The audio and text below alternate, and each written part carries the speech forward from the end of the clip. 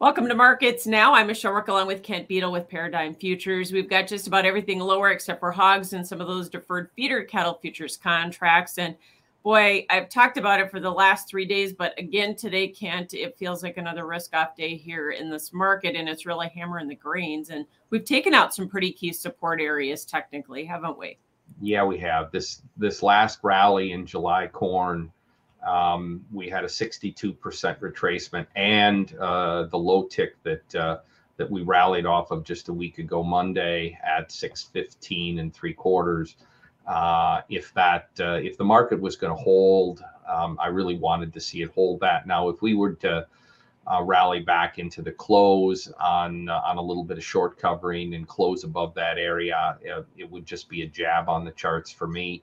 But still, as of this moment, we've taken out that support, and really you don't have anything between here and those more important lows that we had at 597. Yeah, and soybeans also in the new crop took out some major support areas there. I think $13 psychologically, but wasn't $12.95 another area we were kind of watching? Yeah, it was, and now you're back down into the 1270 area as being the next area of major support. At some point we're gonna get refocused on planting progress, and we're gonna get refocused on weather and crop conditions, and of course we're going to trade that all summer. But for one reason or another, the funds want to be on the sell button today. Yeah, and the market must feel comfortable, at least for the time being, that this crop size is going to get bigger. We are going to get planted, despite the fact that you've got areas of the northern plains that it's going to take a while just to dig out and melt that snow so they can get in the fields, right? Well, that's what I was going to say. I think that you can be fairly confident about Nebraska and Iowa and Illinois and Indiana, having another good window to get some progress done over the next couple of weeks. I happen to have a sizable client base in western Minnesota and in northern South Dakota and in North Dakota, and those guys are certainly not as optimistic. And this last system that came through, putting some more snow on the ground, certainly doesn't help anybody's attitudes. Now, we do see on the weather forecast that it is going to start to warm up for that area, probably in the first week of May.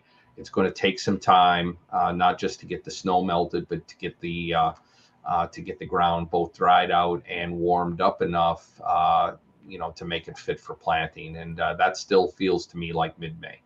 Yeah, so you're thinking maybe some prevent plant up in those areas. Well, I certainly think it's possible. Certainly, if you start thinking about if we get another system, all right, if sometime between now and mid-May, we end up with one or two more systems of moisture coming through, all of a sudden you start pushing that window back into late May and early June, and here again, that's the recipe for PP acres.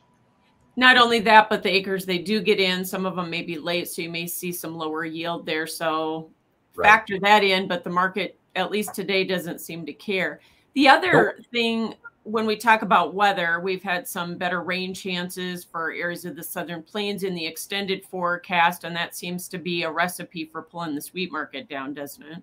Yeah, and of course, I wish I had a quarter for every time we had rain in the southern plains and the Texas and Oklahoma panhandles and in western Texas for when we had rain in those extended forecasts. It's been a recipe for hope and then disappointment.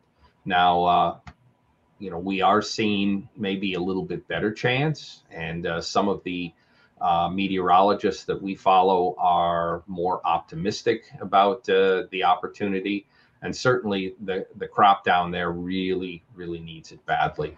That being said, wheat prices are back down underneath all of the moving averages. Of course, that generates a fair amount of speculative selling, but in my opinion, we may be starting to get a little bit cheap relative to what the ultimate yields are ultimately going to be. Yeah. And of course, we've been watching the developments with Ukraine, and it looks like things are moving through the export corridor. Once again, the inspections are happening, but Now it's going to be whether they can get that deal extended here after May 18th, I would assume. Yeah, and there are reports that there's going to be a meeting between the Russians and the United Nations early next week. Obviously, the Russians have some points that they are trying to make regarding their ability to export wheat, which I haven't seen any evidence that that's a problem, but they continue to suggest that it is. It's about insurance on the boats that end up being fixed to move wheat out of that part of the world, and then also fertilizer. And they feel that their access to the world market has been negatively impacted, and for them to extend the corridor, they want some of those issues addressed. Right. So beyond all of the bearish things that we've just talked about here with this market on the grain side of things, the thing that's a little perplexing is you've got these major like corn spreads, which have, we've had this inverse going on for a while here, but that spread has gotten out very wide here. Why is that? Where's this disconnect? Well, first of all, the bids have rolled to the July. And so there's obviously less participation in the May contract.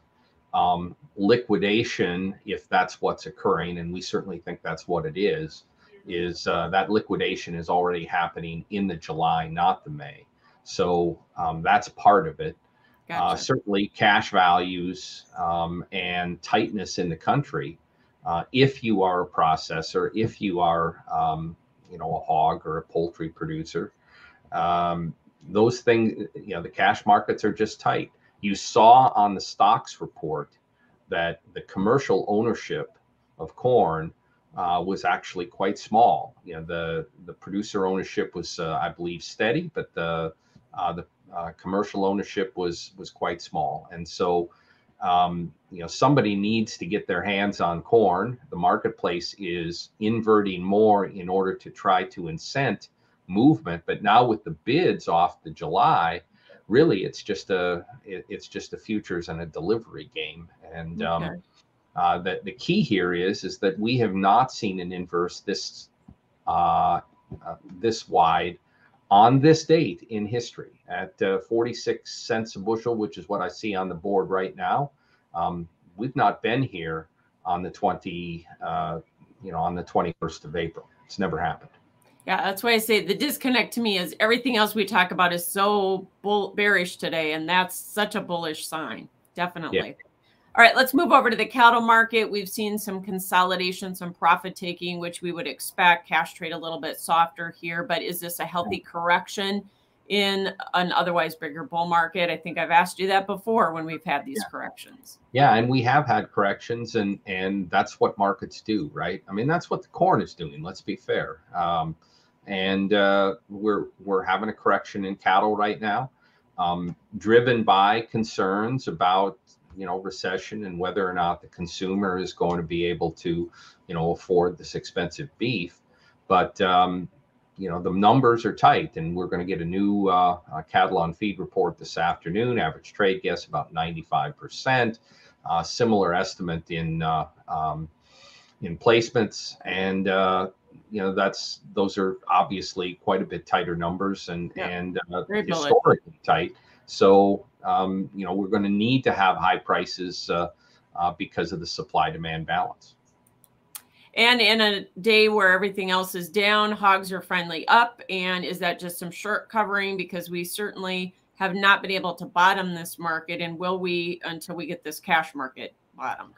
Well, we need to bottom the cash market to have any significant rally. Now, technically, the hogs were extraordinarily oversold.